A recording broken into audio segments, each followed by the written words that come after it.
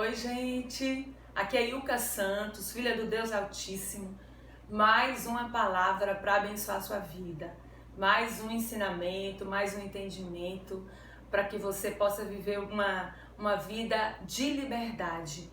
De liberdade em quem você é no Pai e quem é o Pai. E eu não sei, exatamente o que você aprendeu esses anos todos sobre quem é Deus, quem é Deus, quem é o Pai. Eu não sei você, mas eu aprendi muitas coisas distorcidas. Aprendi que Deus, Pai, era um Deus punitivo, era um Deus justiceiro, era um Deus, digamos assim, que se eu não andasse na linha ele me castigava, que eu iria, que ele iria me punir pelos meus atos, se eu não fosse boa com o próximo, se eu não conseguisse obedecer, eu iria receber uma punição. Então eu ouvi de tudo. E isso foi construindo dentro de mim uma imagem desse pai muito parecido com o meu pai terrestre. Então eu fazia as coisas por medo, eu obedecia por medo, eu ia para a igreja por medo, eu ofertava, eu dizimava por medo. Por medo de quê, Ilka? Por medo do castigo, por medo da punição, por medo das maldições, por medo de tudo aquilo que está lá no Velho Testamento, que está na lei. Porque é isso que acontece, É isso que acontece, é isso que se ensina muito hoje em dia nas religiões. É o Deus da lei.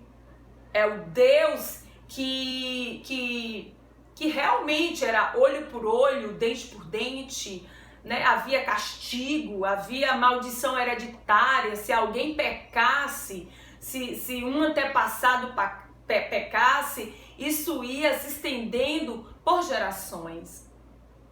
Então, essas pregações da lei do Velho Testamento é muito atual hoje em muitas religiões. Então, como eu já tenho assim um bom tempo nessa caminhada cristã, vamos falar assim.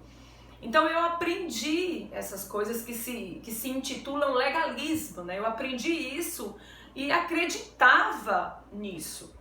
Me esforçava para não errar, me esforçava para amar uma pessoa que eu não gostava, que eu queria amaldiçoar, eu me punia, eu vivia uma vida de condenação, eu vivia uma vida de culpas, tantas condenações. Era um massacre muito grande, era um massacre. Então eu não, de certa forma, entre aspas, eu não via Deus do meu lado, Eu via Deus como mais uma opressão. Porque eu já tinha opressão outrora, antes de aceitar esse cristianismo, eu já vivia uma vida oprimida, eu já vivia uma vida de muitos fracassos, de muitas dores, de muitas perdas e uma vida de muita injustiça. Então, quando eu entrei no cristianismo, eu tinha uma esperança que iria ser tudo diferente, mas não foi. Foi mais um jugo, foi mais um peso que veio sobre os meus ombros. Então, como diz na palavra, que o fardo de Jesus é leve e suave, mas não era. Eu só lia que era leve e suave, que ele havia me chamado para uma liberdade, mas que liberdade era essa que eu ainda não havia conhecido, que eu ainda não havia usufruído. E eu tenho certeza que com você também não foi diferente. Você também conheceu esse pai extremamente punitivo, né? Você tá passando por isso porque você é ruim. Você é um miserável pecador. Você é ruim, você nasceu ruim. Então você tem que viver uma vida o tempo todo se condenando, o tempo todo se massacrando, porque você aprendeu e você acredita que você é um miserável pecador. Mas então, né, depois de um tempo eu fui alcançada pelo Evangelho da Graça. Engraçado, né, gente? Eu estudava a mesma Bíblia, mas o entendimento era o entendimento da lei. Era o entendimento do passado e não o entendimento depois de Cristo. De que Cristo veio e Cristo pagou a minha e a sua dívida. O meu e o seu pecado foi pago naquela cruz. Quando Cristo veio, ele pagou a nossa dívida. Realmente nós tínhamos uma dívida. Havia uma dívida sobre a minha vida. Havia uma dívida sobre a sua vida. Realmente havia. Mas ninguém havia me falado que Cristo havia pago essa dívida. Ele foi lá e pagou e cancelou. Cancelou toda dívida que era para mim, toda dívida que era para você. Nós, antes de Jesus, antes dessa vida de Jesus, realmente vivíamos debaixo desse jugo, debaixo desse pecado, debaixo dessa condenação. Mas depois que nós dizemos sim para Jesus, aceitamos Jesus, falamos sim para Ele, Ele vem morar nas nossas vidas, então a gente começa a viver a vida dele, a gente começa a pertencer ao que ele conquistou. Então não tem nada mais a ver com o que eu faço, agora tem a ver com o que ele faz, agora tem a ver com o que ele conquistou. Quando Deus olha para mim, Deus olha as conquistas de Jesus, Deus olha digamos, a obra consumada de Jesus na cruz, que foi perfeita, que foi plena, que cobriu todas as minhas lacunas, todas as minhas falhas, todas as minhas dívidas. Então, quando Deus olha para mim e para você, Ele nos vê santos, Ele nos vê justos, Ele nos vê perdoados, Ele nos vê amados, Ele nos vê favorecidos, apreciados. E não tem a ver com a minha performance atual. Não tem a ver. Ele simplesmente me ama. Ele me ama exatamente como eu estou.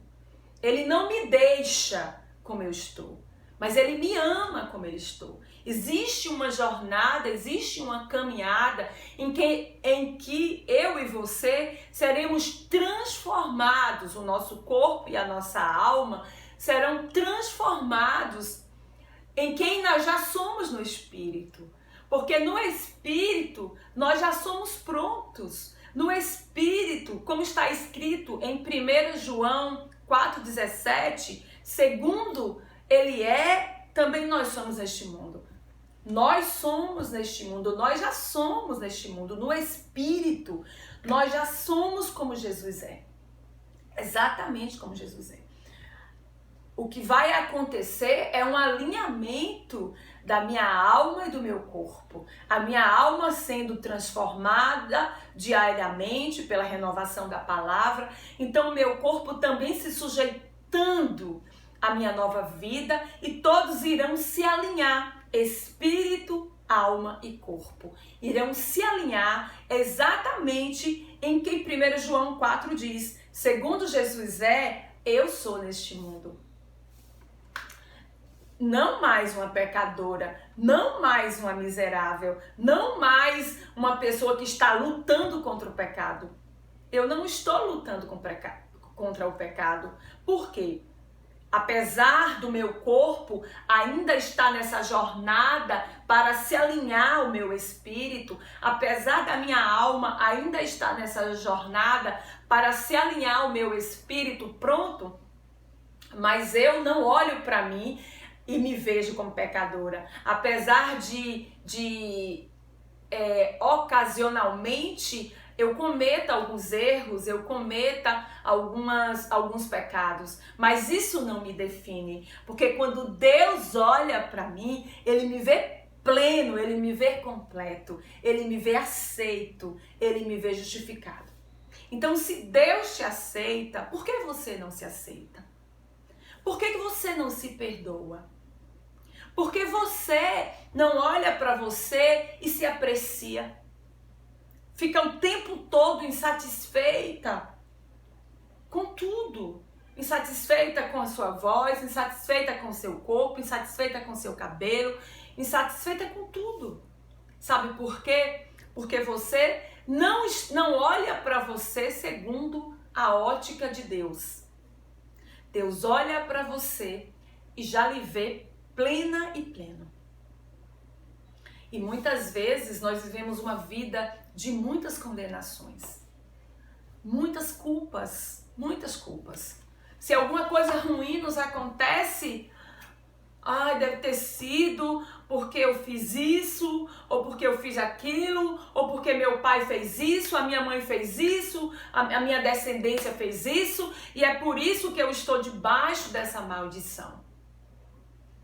Então você carrega essa culpa, luta contra isso, né? E vive essa culpa esmagadora na sua vida, sem saber da verdadeira,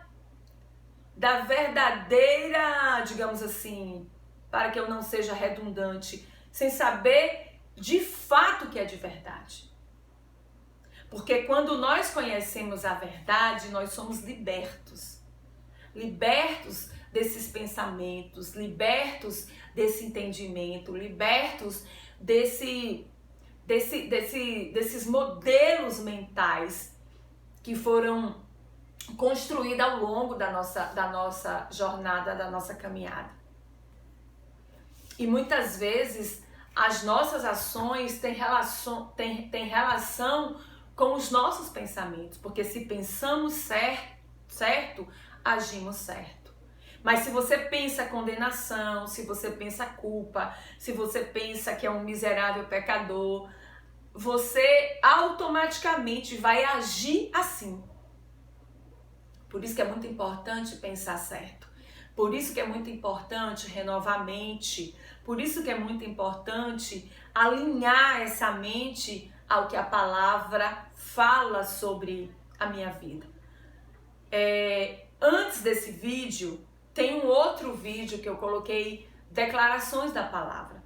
É muito importante você começar a declarar, a dizer quem você é. É muito importante você começar a ler o Novo Testamento com uma nova visão, com a visão desse Pai de amor, com a visão desse Pai que me ama, com a visão desse Pai que me aprecia. Faça uma releitura do Novo Testamento. Dê ênfase às cartas, né, às epístolas de Paulo que enfatizam quando fala quem eu sou em Cristo, né, o que Cristo diz que eu sou. Para que você possa reconstruir esse pensamento e essa forma de pensar e essa forma de crer. Porque muita coisa na minha e na sua vida tem relação com o que a gente pensa, tem relação com o que a gente fala. Com o que a gente fala. Olha o que fala lá em Marcos 11, 23. Fala assim, que se você falar, que se você disser, o que você fala lhe acontece. Por quê? Porque primeiro eu falo, depois eu falo, eu ando o meu comportamento costuma seguir o que eu falo.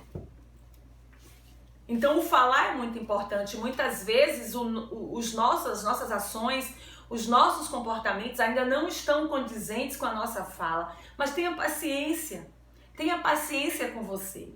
É uma caminhada, é uma jornada. Continue falando o que Deus diz que você é e em breve você estará agindo conforme o que você fala. E quando você está agindo conforme o que você fala, é porque você se tornou, é porque você já tem uma consciência plena de quem você é em Cristo. Não está somente nas suas palavras. Isso já está em alinhamento. Pensamentos, palavras e ações. É muito importante o alinhamento. O alinhamento da minha e da sua vida, dessas 3 áreas, espírito, alma e corpo, é muito importante para que possamos viver a palavra, para que possamos viver esse evangelho da graça, para que possamos viver uma vida plena, a vida que Jesus conquistou na cruz. Tá bom? Então espero que você tenha gostado desse vídeo e até o próximo vídeo. Deus te abençoe e fique com esse entendimento de conforme Jesus é, segundo Ele é, você também é neste mundo. Tá bom? Um beijão, Deus te abençoe.